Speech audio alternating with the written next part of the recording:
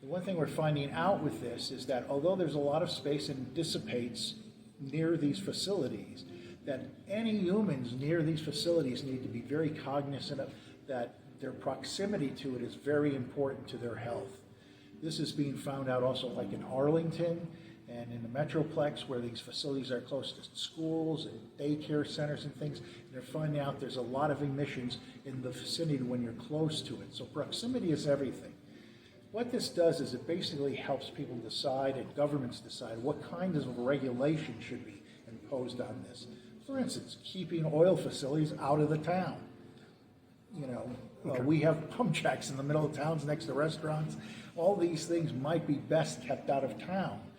So you mentioned health effects. Specifically, what kind of health effects Health effects are you seeing? all have to do with respiratory and pulmonary disease.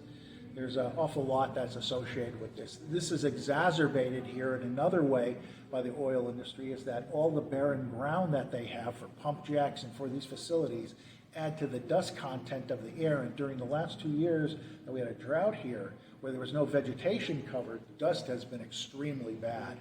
And now this is partly a natural event and partly due to the barren land that's here and the land that's developed.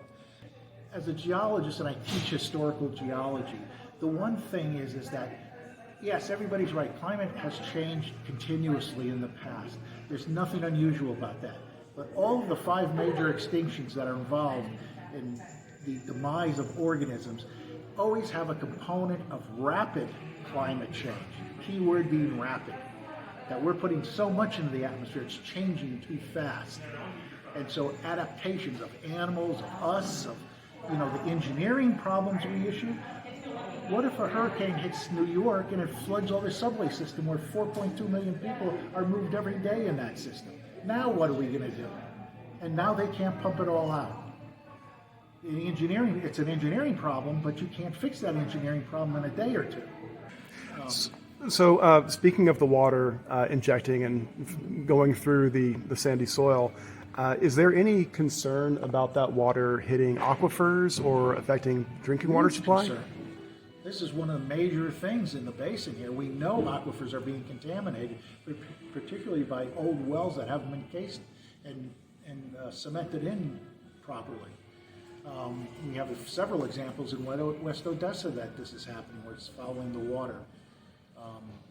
This is happening all over the basin, as a matter of fact, because the regulation has not been consistent since 1921, when we started extracting oil from this basin.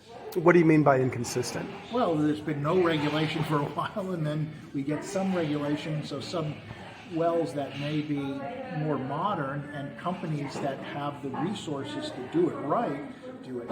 One of the good examples is they used an injection well down by Crane, west of Crane, and actually the top of it was blown off from the pressure and everything, and there was a few hundred feet in the air of salty who knows what in the water that basically killed everything around it.